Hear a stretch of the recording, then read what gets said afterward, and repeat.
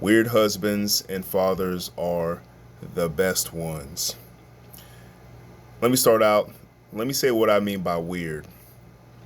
Weird means, for this discussion, a deviation from anything that's common. So even if you're operating, moving in a positive way, people in general are going to view it as weird. I'll speak about myself here. What makes me quote unquote weird? Just compared to, again, speaking in generalities, I'm not glued to my phone. I know it seems ironic because I'm talking to you using my phone as a recording device, but I'm not glued to it. When we're out and about, me and my family, me and my wife, we go out to dinner. I'm not constantly looking at my phone, checking stuff. I'm actually, engaged with her, eating dinner with her, talking, sharing jokes. I take my kids to a park or I go somewhere. I'm actually, involved doing stuff with them. I'm kind of a weirdo like that. I don't like to just sit on the side on the bench with my stomach hanging out, staring at my phone. What else makes me weird? Oh, I'm physically active with my kids, kind of going into that. So when they do an activity, I like to join them. They go to the park and run around and stuff. I like to run around with them. I like to stay in generally good shape condition. I know I'm far from a bodybuilder per se, but I like to run around and be active and actually keep up with my kids and surpass them for as long as I can. So that makes me weird. Very much devoted to Jesus Christ. I'm a devoted Christian. I am not ashamed of it. I don't just do it on Sunday and then Monday through Saturday. You don't hear nothing about Jesus. You don't see nothing about Jesus from me.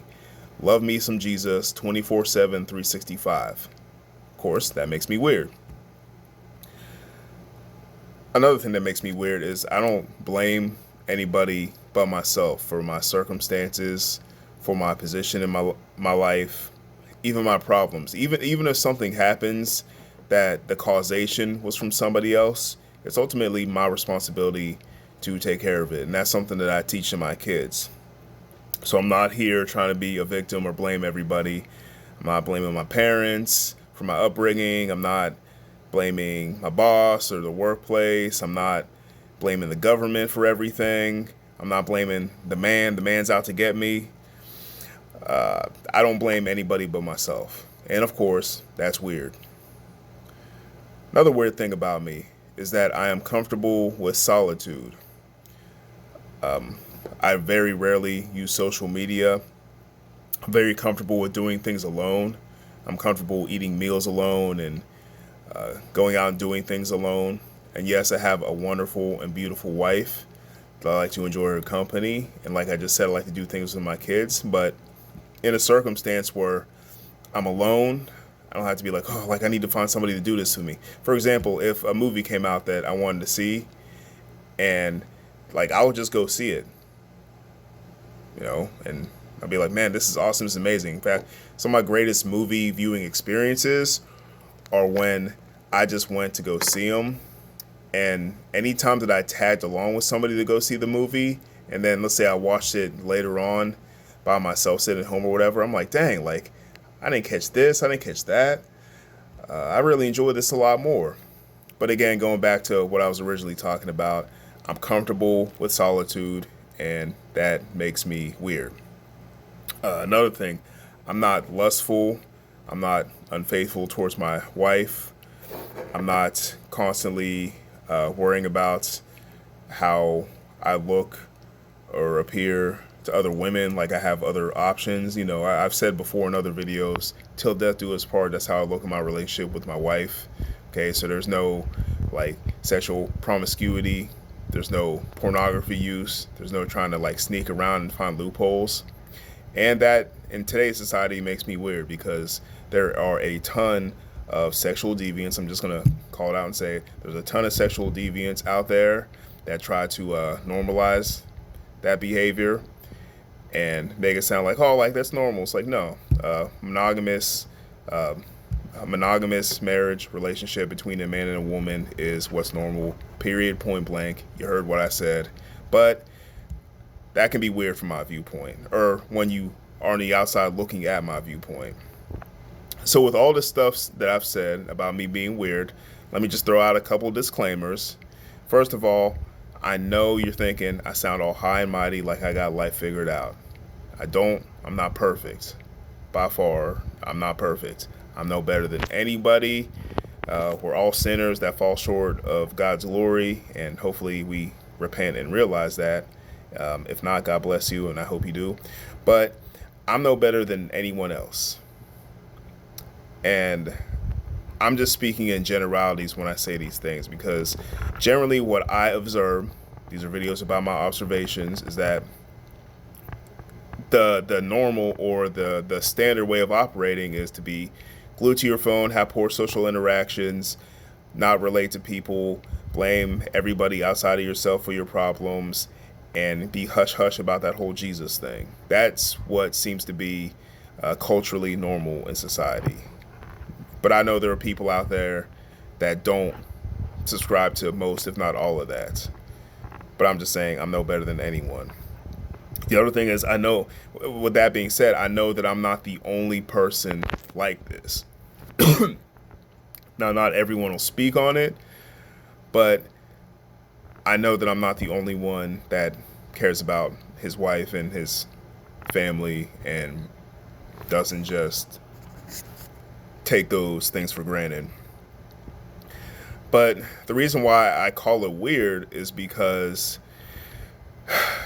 there's a general mode, and I'm talking again to husbands and fathers here in particular, where just coasting, going through the motions, conforming, and just doing what everyone else is doing seems to be the normal way of doing things, which is really just compromising, not being true to yourself, living in sort of a mild, steady state of depression and subservience. I think that it's really the catalyst for a lot of negative attitudes and behaviors in society, because there aren't people that are willing to be, I guess, against the grain, in a sense that, hey, you're a father, you're a man, you're masculine, you are responsible for your family. Yeah, that's seen as weird because a lot of men in particular don't want to hold on to that position. And again, God bless you if you're a man that's the opposite, that bucks the trend, that thinks for yourself, that's actually attentive to your family. God bless you. I'm not talking to you. But those that aren't doing that need to step up. And that means you're going to be weird. Weird meaning if you're in a group of friends and let's say 7, 8 of you, however many, do their own thing, don't care, have no disregard for, their health, your family's well-being, all that kind of stuff, and you're going to have to be the different one, which means you're going to be weird. You're going to be an outcast. But if that's a bad thing, then just call me bad. Call me terrible. So using weirdness by that definition, I'm just going to talk about, again, why weird is best. First thing I want to point out here is about free thought. When you're weird, in other words, when you're not just like everybody else, you have this thing called free thought. We don't see a lot of free thought in this society. We just kind of latch on to what trends on social media, whatever we've been scrolling, whatever's pretty much been implanted in our brain, consciously or subconsciously, and we just kind of go with the flow because we're so afraid of being alone or missing out, or what if somebody disagrees with us? And if you want to be a little different or weird, try to get away from a groupthink mentality, and look at the people around you, look at the people that you associate with, and just ask yourself, like, why does everyone think that? Why does no one think critically about what's going on in society, in the workplace, in the neighborhood, things like that? So being weird is awesome for the free thought aspect of it. The other thing is being weird makes you at ease in social situations. Again, I'm not going to sit here and say that I'm 100% perfect, I always have witty comebacks and things to say in every social situation, but I can say the vast majority of the time, I'm pretty comfortable in the setting because I like myself and I'm comfortable with myself. I don't have anybody to impress. I know that Jesus loves me and I'm repentant and I'm doing the best to live under his will. Anything other than that, there's no one whose regard that I'm really trying to impress. Now, I can be cordial with people, I can be polite and not rude with them, but not trying to impress. And again, as a married man, like for example, I'll just use this as an example. As a married man, what woman do I have to impress? I've got my wife. I won in that regard.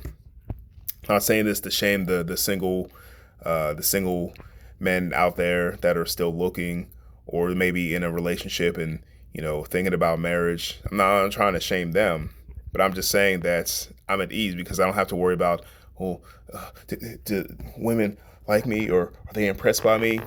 Not worried about it. Been with my wife for basically half my life. I don't even understand. I guess I'm out of touch in that regard. Also, in these social situations, because again, this goes back to what I was saying earlier about being comfortable in solitude. Like if there's a situation where I'm just gonna go at it alone because people don't like me, well, okay, that's cool. And another reason why being weird is awesome or why it's the best is the resilience factor. I am incredibly resilient because I get my pep talks and my motivation, of course, first and foremost from God, but I guess in a human physical realm, from myself. Nobody can pump myself up better than me. Now, when I'm feeling discouraged or I'm having a rough time, sometimes I can be my own worst enemy in that regard. And again, like that's why I need the Bible so much. But at my best, it's because I geared myself up, I bucked myself up to do it. And part of that is being weird because if I was going again by what groupthink is, then I would be done for. For example, like a big sort of groupthink mentality going on here, which is the normal way of thinking things, quote unquote, is that there's doom and gloom out there. I know this from people that are pretty much glued to whatever's going on in the news and their news feed, and everything's breaking news, everything is a crisis, and life really isn't like that. And if you stay in that mentality, that goes back to what I said earlier about always blaming other people for your problems. People always, again, like to blame the government for their problems. They like to blame the other person in the relationship for their problems. They like to blame, my mom treated me so bad growing up. My dad was so rough to me. Something that happened 20 years ago. It was so horrible. It was so brutal. And I've just been piggybacking off of that for the last several decades because I refuse to totally get over it. And it's pretty ridiculous. I sound totally unsympathetic right now, but I'm just going to call it out. There's a lot of so-called motivational speakers, therapists, educated, credentialed clinicians that will just kind of egg some of you folks along and just drag some of you guys around and tell you that it was always somebody else's fault and slowly, systematically work through it while they charge you $200 an hour to just regurgitate stuff to you when they have no intention of really closing you out of their caseload. I'm just going to call it like it is. But you will be considered weird when you say, hey, that might have happened to me, but it's up to me to ultimately get out of it. People are going to think that's weird. Like, what? You don't use all kinds of mindfulness and coping skills and new age stuff. You don't use, weird incantations and crystals and stuff to get your mind right. Yeah, that's the case. It makes me weird. I got to wrap this up. So in conclusion, don't think of it as any kind of badge of honor to be the normal, stereotypical dad, husband that gives up on your physical shape, that gives up on your relationship with your wife, that gives up on being in touch with your kids. Like, don't be the normal dad, because I see that so much. And again, I don't know the ins and outs of every single thing that's going on, so I'm going to give a little bit of the benefit of the doubt here. But again, speaking in generalities, there's a lot of dads that are giving up, just kind of going through the motions, you know, and you can tell a lot by someone's body language, by their demeanor, by the way they speak, or their lack of speaking. And I see a lot of my fellow guys, my fellow dads out there, my fellow husbands out there, slumped shoulders, poor posture, your stomach's hanging out. I can read the body language. Eyes distracted, can't make eye contact, terrible social skills. I mean, it would be borderline creepy if you weren't already, hopefully married or with a family already. But I mean, just a lot of things. I'm probably gonna go over that in a whole nother video. But I feel for my guys out there that whether they realize it or not, they're kind of giving up. They might live physically to be 70, 75, 80 years old, but they pretty much died off, by the time they were 30. You know who I'm talking about, and if you feel it inside, I probably struck a nerve with that. Another part of the conclusion here, have respect for yourself. And by extension, your family. Have respect for yourself, your wife, your kids. Take care of yourself. Not in a selfish way, but take care of yourself. Okay? And yes, you're gonna be weird. You're gonna be different than probably the majority of dads out there, majority of husbands out there, because I don't know, you care about your wife, you care about your kids, you keep yourself in shape, you groom yourself, you're articulate, you have conversations with people, you're not a creep. That's I'll put it this way. That is culturally weird, but biblically and morally normal. So please, if going away from what this culture is right now makes you a weirdo, your best bet is to be as weird as possible. All right, guys, that's all I got for you. Have a blessed day. Peace.